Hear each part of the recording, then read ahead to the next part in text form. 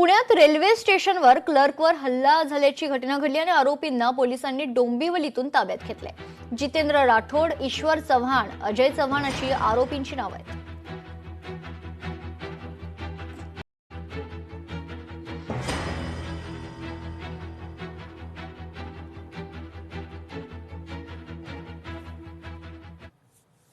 जुना पॅटर्न विसरा आणि शाळांचा कायापालट करा अशा सूचना एकनाथ शिंदे यांनी शिक्षण विभागाला दिल्यात।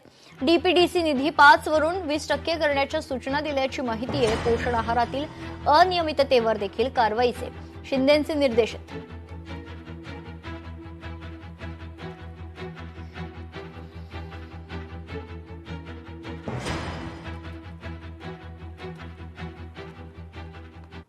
भारतीय जनता पक्षाच्या वतीने उद्या 1 दिवसीय कार्यशाळेचं आयोजन करण्यात आले। सेवा संकल्प अभियान प्रदेश कार्यशाळेचं आयोजन केल्याची माहिती आहे। भाजप प्रदेशाध्यक्ष रवींद्र चव्हाण, मंत्री चंद्रकांत पाटील, आशिष शेलार, अमित साटम मार्गदर्शन करतील।